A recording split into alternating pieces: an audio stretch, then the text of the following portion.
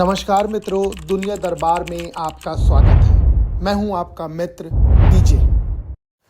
Venezuela के राष्ट्रपति Nicolas Maduro की ये तस्वीर सिर्फ एक गिरफ्तारी नहीं बल्कि दिन दहाड़े हुई डकैती है।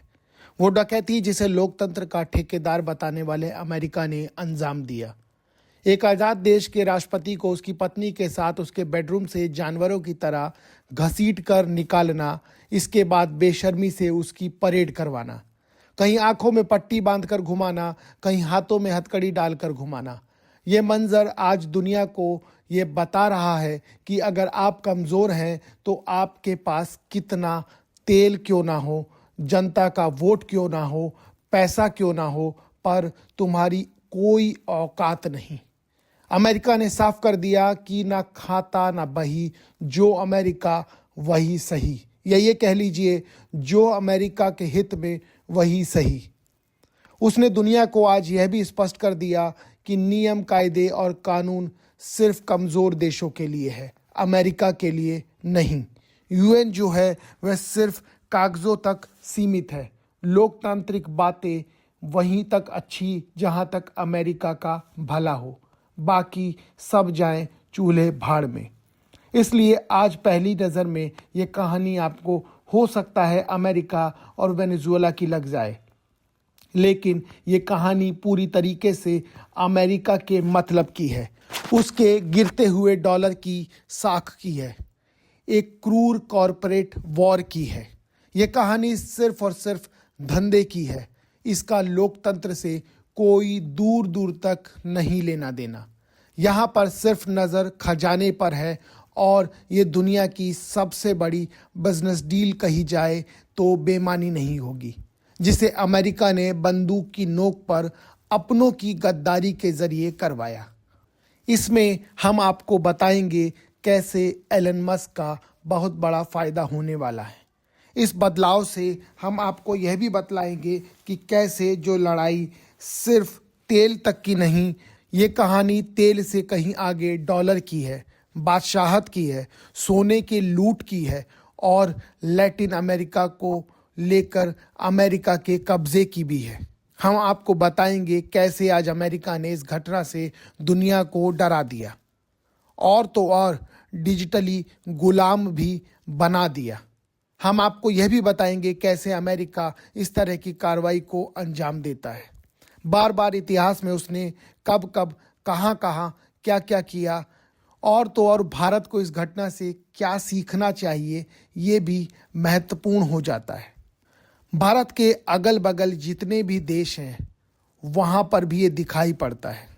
सवाल ये खड़ा होता है कि वेनेजुएला पर अमेरिका ने कब्जा कैसे कर लिया। क्या वेनेजुएला छोटा देश है, और इतनी आसानी से कैसे हो गया कि सेना ने हथियार तक नहीं चलाया और एक देश का राष्ट्रपति कैद हो गया, या ये कह लीजिए उसको उठा लिया गया, या ये कह लीजिए उसको किडनैप कर लिया गया। वेनेजुएला कोई छोटा मोटा देश नहीं कि आपने चुटकी बजाई और आदमी लेकर निकल लिए। वेनेजुएला वो देश है जिसके पास रूस के दिए हुए ताकतवर सुखोई फाइटर जेट्स हैं, उसके पास दुनिया के बेहतरीन मिसाइल डिफेंस सिस्टम है, उसके पास लाखों की फौज है। फिर भी आखिर ऐसा कैसे हुआ कि अमेरिका ने हमला किया और कुछ घंटों के अंदर पूरे देश पर कब्जा हो गया? क्या सेना सो रही थी, या हथियार काम नहीं कर रहे थे? अगर ये सवाल आपके मन में आए तो इसका जवाब मिसाइल और तोप से नहीं, इसका सवाल घर के गद्दारों से है। हाँ, घर के गद्दार जो विभीषण बन बैठे थे। आज से ठीक 250 साल पहले हिंदुस्तान में भी यही हुआ था। कुछ अपने लोग जयचंद हो गए थे और हम गुलाम हो गए थे। ऐसी ही एक तस्वीर आज वेनेजुएला में दिखाई दी, जब अपने गद्दार हो गए और राष्ट्रपति किडनैप हो गए। बिंदुवार तरीके से समझें तो अमेरिका ने इस पूरे कार्यक्रम के लिए 3 तरह की रणनीति, या कह लीजिए 3 कदम उठाए। पहला, नेताओं की खरीद फरोख्त। वे नेता जो कल तक अमेरिका को गालियां दे रहे थे, वो अमेरिकी डॉलर की गड्डियों में बिक गए, उनकी देशभक्ति बिक गई। दूसरा, जनरल का सौदा हो गया। बड़े बड़े आर्मी ऑफिसर्स, जनरलों की वफादारी खरीदी गई। रिपोर्ट्स तो ये भी कहती है कि अमेरिका ने उनसे कहा था कि अगर तुम लड़ोगे तो हार जाओगे, यह तुम जानते हो, जीत तो पाओगे नहीं, और उसके बाद हम तुम्हें वॉर क्रिमिनल घोषित कर देंगे। यही डर था कि देश के साथ गद्दारी हो गई। तीसरा, कई सांसदों को वहां टारगेट किया गया और कहा गया अगली सरकार में बड़ा पद मिलेगा। इसलिए नतीजा ये रहा, ना मिसाइल चली, ना गोली, और ना ही डिफेंस सिस्टम। रडार बंद हुए और अपने देश के अंदर गद्दारों के द्वारा राष्ट्रपति कैद हो गए, कुछ वैसे ही जैसे अंग्रेजों ने बंगाल पर कब्जा किया था। हाँ, वही हुआ यहाँ पर भी। आज से ठीक 5 साल पहले एक ऑपरेशन 2020 में भी हुआ था, ऑपरेशन गिदोन इसका नाम था। तब अमेरिका ने भाड़े के सैनिकों को समुद्र के रास्ते वेनेजुएला भेजा। उसका प्लान था मादुरो को किडनैप करके अमेरिका ले आओ, लेकिन उस वक्त वेनेजुएला के मछुआरों और स्थानीय पुलिस ने उन्हें पकड़ लिया। उस वक्त अमेरिका की बेइज्जती हुई। तब मादुरो की सेना और जासूस वफादार थे, इसलिए इस बार CIA और ट्रंप ने रणनीति बदली और कहा बाहर युद्ध लड़ने से सरदर्द है, अंदर वाले ही खरीद लो, पैसों का इस्तेमाल करो, सब बिक जाएगा। और हुआ भी वही। यही कहानी कब्जा करने की। लेकिन इसके बाद सवाल उठता है कि आखिर अमेरिका ने कब्जा क्यों किया। यह कहानी अमेरिका के अस्तित्व की है, ये कहानी डॉलर की है, ये कहानी ब्रिक्स की भी है, ये कहानी गोल्ड यानी सोने की भी है। अमेरिका आज कर्ज के बोझ तले बुरी तरह दब गया है। अमेरिका की पूरी ताकत, उसकी पूरी अर्थव्यवस्था इस बात पर निर्भर करती है कि दुनिया में जो तेल है वो सिर्फ और सिर्फ अमेरिकी डॉलर में खरीदा जाए और बेचा जाए।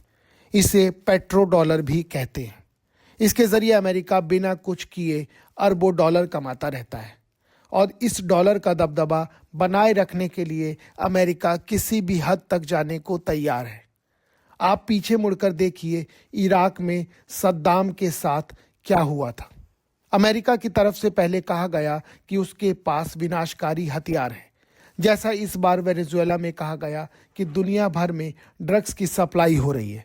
लेकिन इराक में भी यह स्पष्ट हुआ था कि सद्दाम का असली गुनाह था कि वो इराक का तेल डॉलर के बजाय यूरो में बेचने की तैयारी कर रहे थे। अगर वह हो जाता तो डॉलर की मांग कम हो जाती। लीबिया में गद्दाफी ने कहा था कि वह तेल के बदले सोने के सिक्के लेंगे। क्या हुआ, दोनों का हश्र दुनिया जानती है।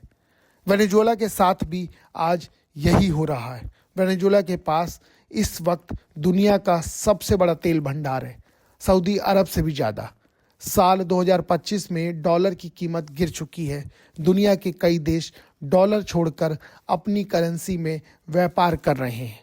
अब अगर इसमें वेनेजुएला भी अपना इतना बड़ा तेल का भंडार डॉलर के बजाय किसी और करेंसी में बेचता, चाहे वो चीनी, युवान, क्रिप्टो या फिर जो खबरें आ रही थी कि अलग अलग दुनिया में संगठन जैसे ब्रिक्स हों, वो एक प्लान तैयार कर रहे थे, तो फिर अमेरिका डॉलर की बादशाहत खतरे में पड़ जाती।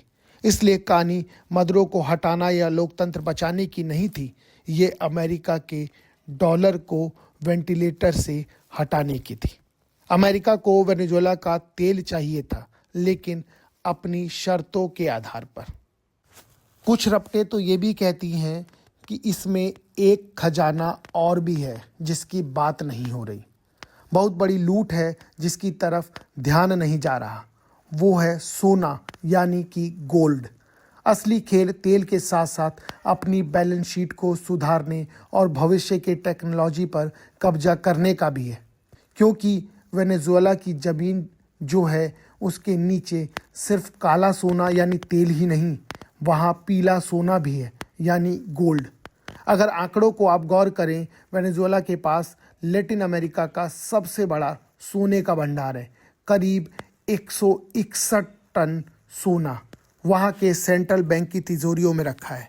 वेनेजुएला के पास एक और ख़ास इलाके हैं जहाँ पर माइनिंग आग के नीचे करीब 10,000 टन सोना दबा पड़ा है। अब अगर आज के भाव में वहाँ की ज़मीन के नीचे लाखों करोड़ों, जिसमें ट्रिलियंस डॉलर में पैसा है, वो आप देखें तो समझ जाएंगे कि अमेरिका को यहाँ तेल से कहीं ज़्यादा सोना मिल रहा है। यह सोना क्यों ज़रूरी है? देखिए, तेल निकालने में तो वक्त लगता है, पाइपलाइन टूटी हुई हो, रिफाइनरी जलानी पड़ेगी, सालों लग जाएंगे। लेकिन सोना तो लिक्विड कैश है। जैसा ही अमेरिका अपनी पसंद की कठपुतली सरकार को बिठाएगा और सोना निकालना शुरू कर देगा। वेनेजुएला के उपराष्ट्रपति ने एक संकेत भी दिया है कि वेनेजुएला में जो सत्ता परिवर्तन हो रहा है उसका मकसद सिर्फ तेल नहीं, वो मिनरल्स पर कब्जा करना भी है। उन्होंने साफ शब्दों में मिनरल शब्द का इस्तेमाल किया था। आपको जानकर हैरानी होगी कि वेनेजुएला की मिट्टी में कोल्टन और लिथियम जैसे बेशकीमती मिनरल्स हैं। ये वही चीज़ें हैं जिसने हमारे आपके हाथों में स्मार्टफोन चलता है और वो एलन मस्क के टेस्ला की बैटरियां आती हैं। अगर आपको याद हो, कुछ साल पहले बोलीविया, जहां लिथियम बहुत ज़्यादा है, वहां तक था पलट हुआ था। तब एलन मस्क की तरफ से एक ट्वीट आया था और उस ट्वीट में जो लिखा था उसका हिंदी अनुवाद था, हम जिसका चाहे उसका तख्ता पलट कर देंगे। आप आदत डाल लीजिए। ये ट्वीट एलन मस्क को अमेरिका के बड़े व्यापारियों की मानसिकता को दिखाता है, जो एक गुंडे की तरह कब्जाने की नीति को फॉलो करते हैं। जो हमारी कोशिश थी आपको ये बताने की। कोई सुझाव हो आपका तो अपने कमेंट सेक्शन में ज़रूर लिखिए। जय हिंद, जय भारत।